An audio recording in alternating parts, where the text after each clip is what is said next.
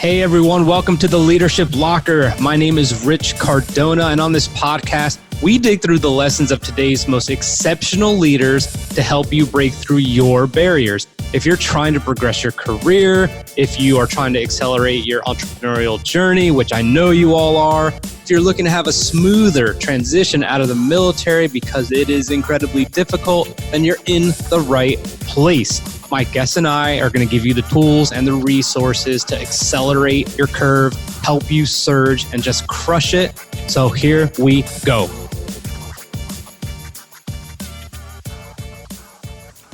In this episode of Leadership Locker, I have Heather Parady on. She actually had me on her show on LinkedIn Leaders.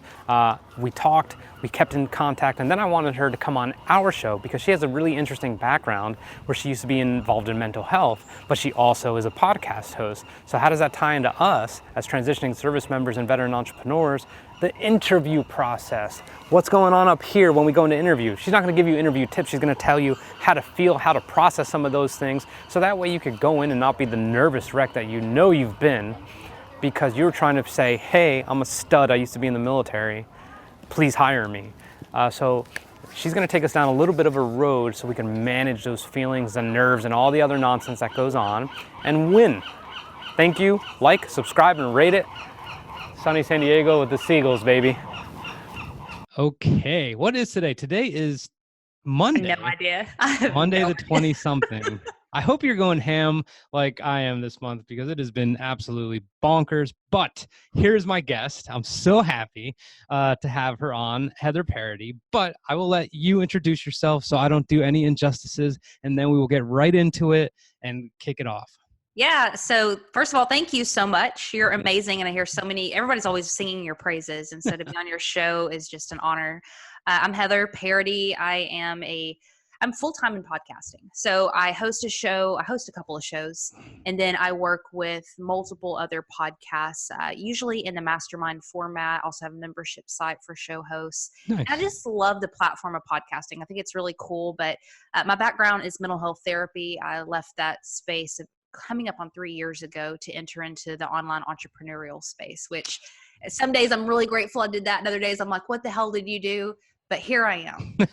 So some days you'd want to be sitting on your own couch, essentially. Or pretty much, yeah. Help your former self helping your new self. So actually quick, so I was a guest on your show, and I'll never forget, I had just ran and I was nasty, but we knocked it out. So you don't only do podcasts, you're big into video, which I love. And tell me about that. Yeah, well, really, it's one and the same. I think, podcasting was what I started off originally, but when you try to look at expanding a show, you're looking at all the different ways that you can advertise that show. And obviously video is a natural extension of that. Plus, you and I were talking before we hit record. I love nonverbals and I love watching people's reaction. I guess it's a therapist in me. Yeah. And so adding that video element to it, I think it just adds another human touch point there where people really feel connected with that person. Yeah. So awesome. So this is perfect start. And when we kind of talked, I mentioned let's talk about something that you want to talk about, but that you don't necessarily usually talk about. Like, I don't want to have guests on here who are talking about the same things they talk about everywhere else necessarily. And the premise of the show, which is helping transitioning service members, veteran entrepreneurs, military families, and by people like you who have experience in the industry, or influencers or executives or whatever it may be, to just kind of give them guidance. So we ended up talking about very, very briefly, and I'm talking just on text, about your interest as a therapist in knowing people, getting to know people, and how that might be valuable in the interview process.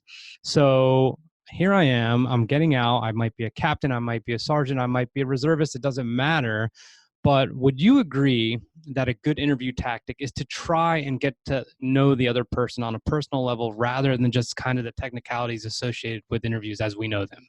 Absolutely. And what was interesting is when we went to school, all of us, everybody in my cohort, were like, oh, we know how to get along with people. We're people.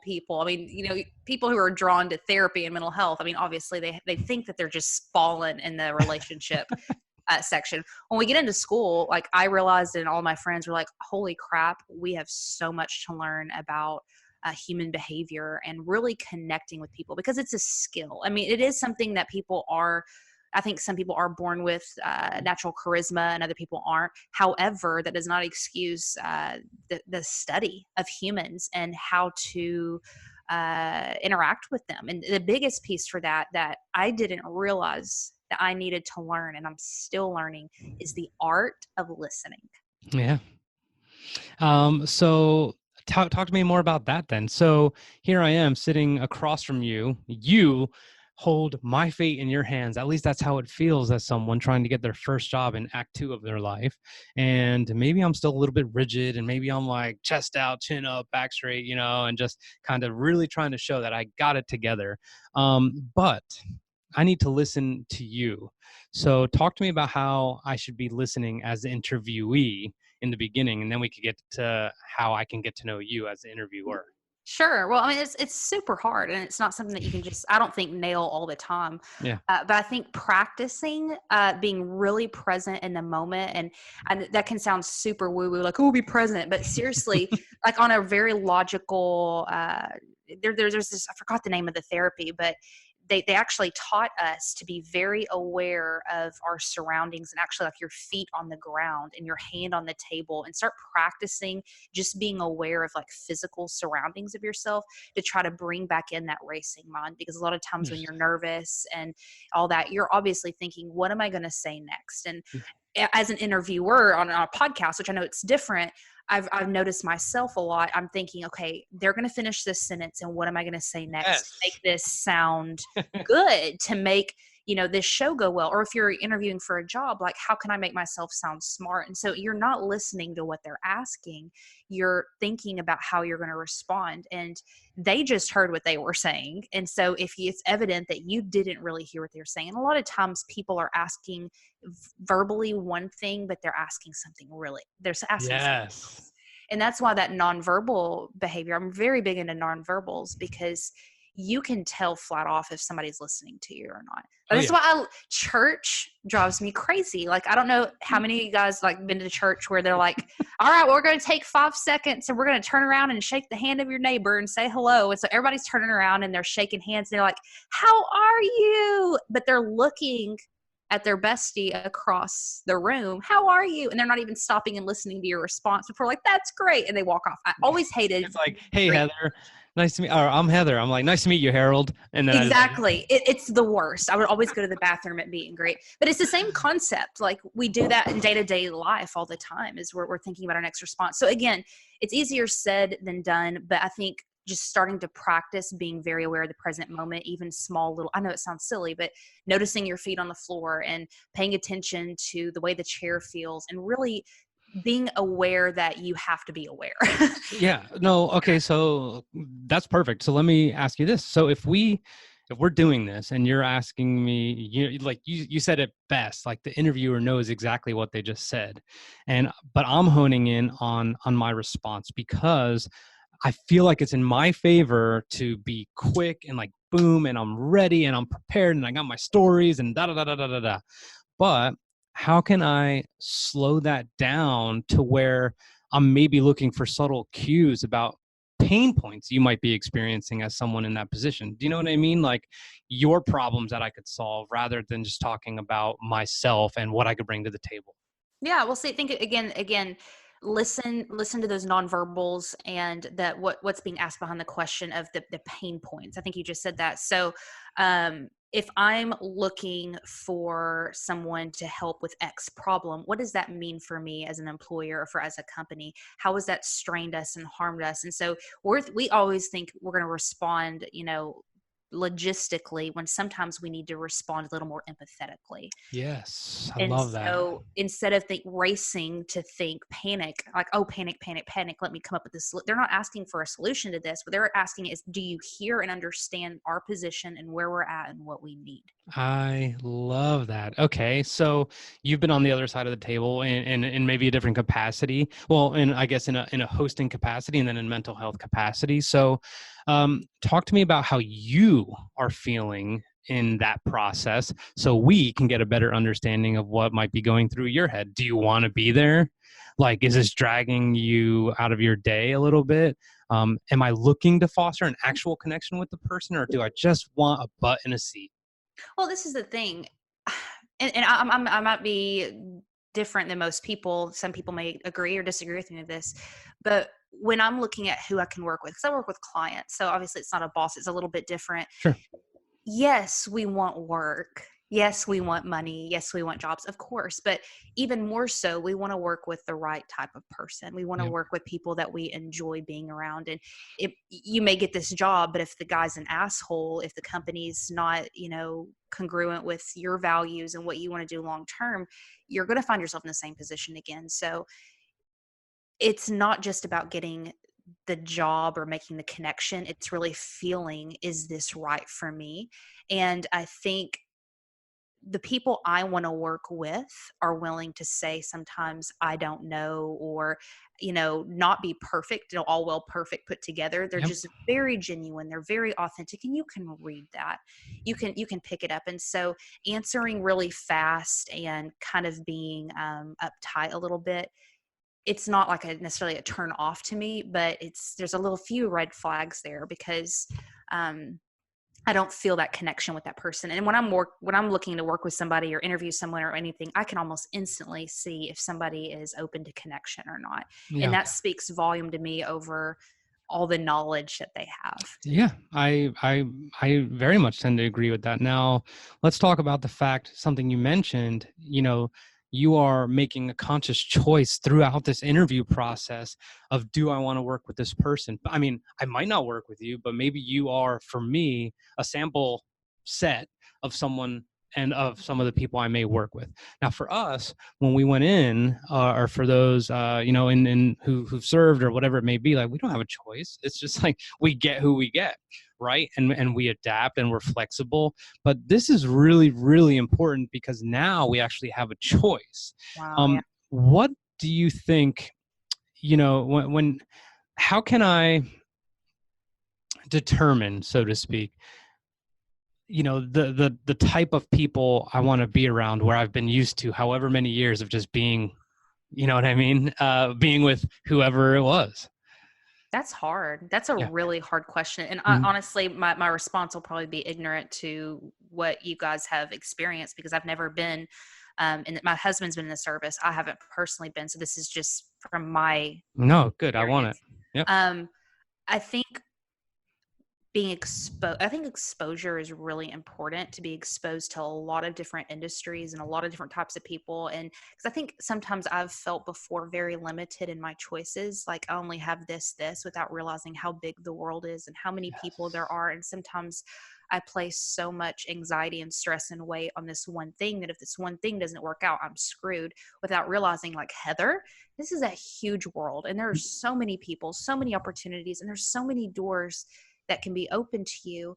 And so really being intentional with exposing myself to a lot of different things, and also paying really close attention, again, back to that awareness piece of what really brings me joy and peace. And I mean, life's so short. I mean, yes, there is that money piece of you got to feed your family, and there's some responsibility there. And I have so much respect for that weight, because it's real.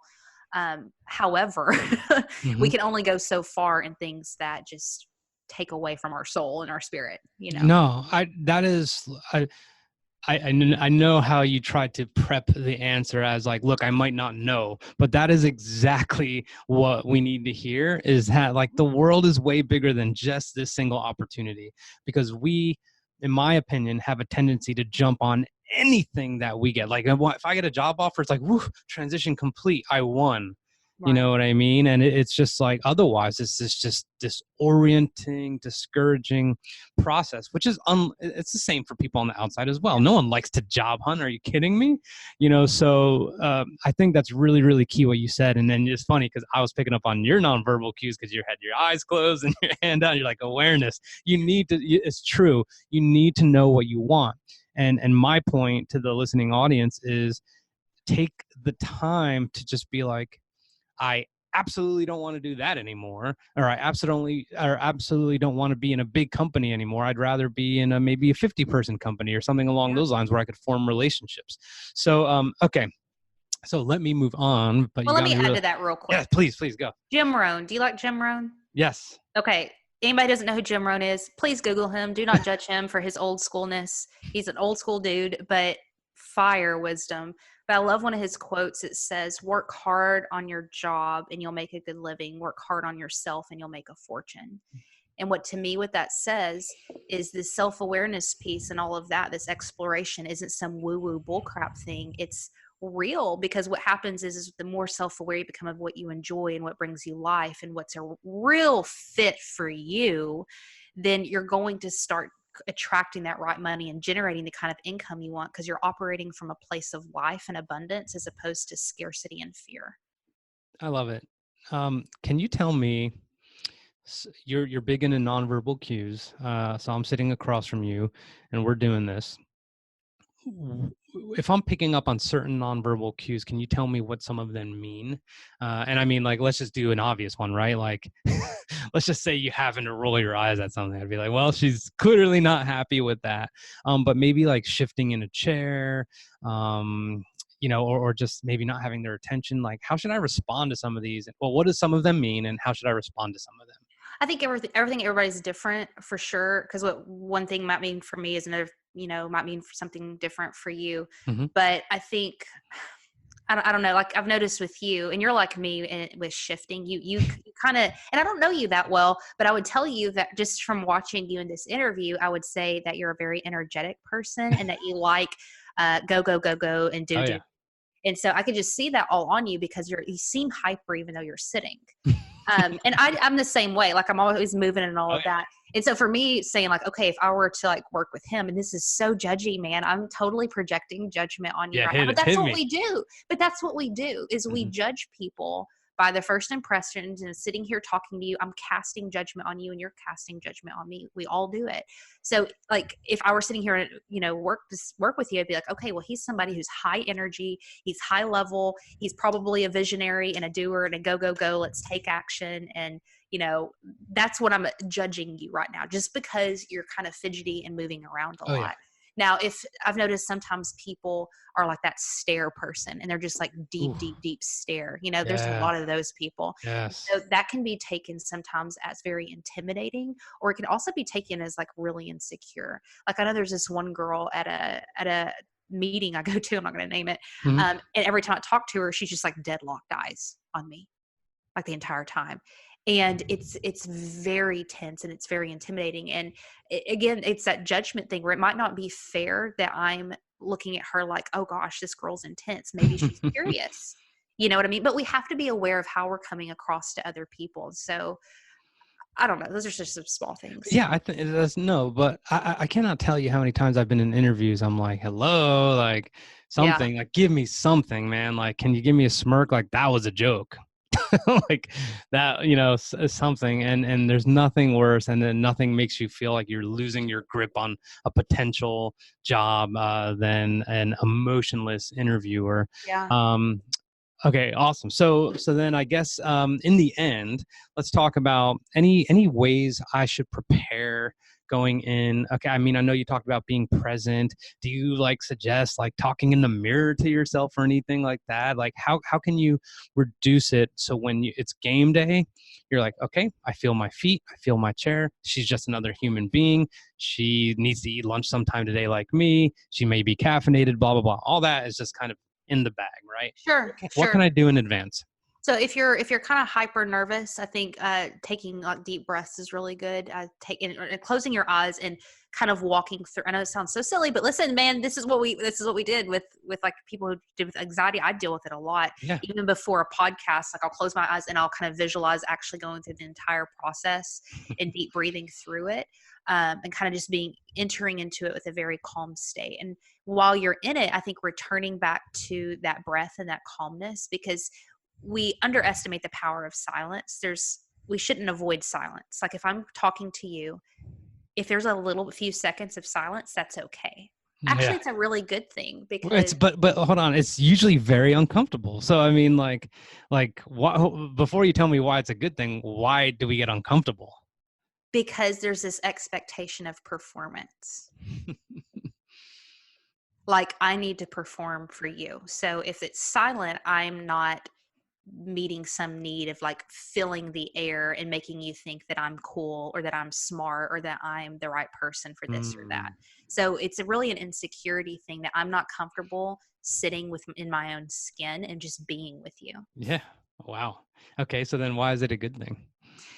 I think it tells a lot about the other person. I think if you can sit with somebody, and I'm not talking about like this awkward as hell, Yeah. like 30-second, just No, like I know. that's weird. I'm just talking about like if you ask me a question and I just sit here for a second and I think about it, to me, that's saying, hey, I heard what you said. I'm taking it seriously and I'm actually going to think about my answer and be cool with it being silent. Like if you're like, hey, Heather, what do you think about this problem? And I'm like, well, I think this. I mean, I haven't even taken the time to think about it. And so it's kind of coming across. I'm not saying, if you have the answer, say it, but I'm just saying don't be afraid to be a human. Yeah. You know what I mean? Absolutely. And I mean, this goes back all the way to the very beginning about what you said about listening. You can actually probably demonstrate that you completely, you know, took everything in and are taking the moment to just like process it. Maybe it's a Mhm. second or two and then be like, this is what I actually think. Because Yep. what you might have been ready in the chamber, ready to go, like it might not be the right thing. So Yep.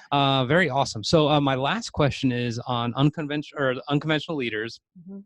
um what is your biggest takeaway from your own podcast? I know that's a loaded question, Heather. I know, but what is the biggest takeaway you've gotten, and that might be worthwhile for some of us to hear? Somebody asked me this the other day at a conference. They said after, with that and LinkedIn leaders, all this, and I've done summits, it's like close to 250 interviews I've done over the past couple Jeez. of years. Well, it's so much less than what I want to do. But so far, I think the biggest thing is, I've interviewed people who were like killing it, like multi millionaires, super intimidating, oh. And then I've interviewed people who were like stay at home moms and, just sorry. No, it's all good. That's real. I love your pillow. For anyone who is listening and not watching this, her pillow that was in her chair says, "Go to the gym." While I sit here. Um, Okay, so yeah. Anyway, all levels, of quote success or what you would think gauge and all that, which that's another conversation. But no matter who it is, no matter what the person, male, female, black or white, no matter social economic status, whatever it is, like at the core and at the root, it's amazing how like common we really are. And there's this need for being understood and being heard. It's so funny because it's slipping back around, but being really heard, that you heard my message, you cared about it, it's valid, and that I have worth and value to you. And I'm telling you, no matter who it's been, that's always been the vibe that I've gotten from everyone, that we're all just looking for those core human needs. And when you can connect with somebody, even when you're, and it's hard because I still get super intimidated sometimes. People jump on the mic and I'm like, oh my God, Yeah, yeah, yeah, peasant, you know what I mean? yeah. Um, but really connecting that human, like, you know what, that person, just like you, they need love. They have a need for, value. They want to be heard. They want to be respected, and we can connect on that human level. I don't care how many things you've accomplished or I have, or vice versa, or whatever. We're all really just the same at the core. My experience has been exactly the same. And I think how your experience in interviewing so many people probably allows you to just skip some of the gatekeepers, imaginary gatekeepers that are out there, and just be like, I'm going straight to the source because they're just a person like me. And then I will end with this. Like, obviously we're Gary V fans, and when I got to sit down with him, the first thing I did, everyone's like, dude, you better make the most of this time. Like, you better go in with an ask. I'm like, I'm not asking for anything. Like, you crazy? I'm like, like, I'm just gonna say thank you. So that's exactly what I did. And he goes, this means so much more to me than a couple bucks. He goes, it's Mm, about admiration, it's about giving, it's about whatever. And I was like, I couldn't believe it, but I could believe it because of who he is. But like, he just brought it back down, and a couple bucks. I'm like, dude, a couple bucks, you got millions upon millions upon millions. But what he wanted was a good connection, and to feel like he brought some value to someone else. So I absolutely. agree with you all the way. Yeah. And where can we find you and your podcast on social and all that good stuff? And then we'll exit from there. It's at Heather Parady everywhere, even on TikTok. I've been playing on that. It's been Oh fun. my God. How is that, by the way? I tried once and I was like, oh, I can't do this, but I wasn't I gonna gotta do try it. again. I wasn't gonna do it, and then I was out. I was here working the other day, and my husband walked in. He goes, "I just have 250,000 views on a video." Walked by and casually said that, and I said, "Oh hell, I'm getting on TikTok." Shoot, I have like 50 views right now, but it's making me mad, and I'm competitive. So I've been. Oh, yes, I could see that. Anyway, so at Heather Parady, the show is Unconventional Leaders. Anywhere you listen to podcasts. Awesome. And then you have LinkedIn, LinkedIn Leaders, right? Yep. Okay, so that's LinkedIn Leaders. She's very active there as well. So Heather, thank you so much. Very unique input. Exactly what I wanted, and I'm sick of the echo chamber of us giving each other the same advice. I mean, my community, so to speak. So it's like great, to talk and hear it straight from you. And like you said, it came back around. It came full circle. Like we're all just trying to make it, I always say, right? I mean, like it's really at the end of the day, we're all just trying to make it. So thank you for helping some of us and my audience make it, hopefully get a step closer, and we will see you on social. An honor. Thank you. Thanks. Thank you for listening to the Leadership Locker. For more about us, how we can serve you, and for other episodes, please visit richcardonamedia.com/podcast. If you liked this episode a lot or little, please don't forget to subscribe so that way my guests and I can continue to deliver some heat and get you the knowledge that you want. Don't miss an episode. And please join our Facebook group so you get much more exclusive content. Take care.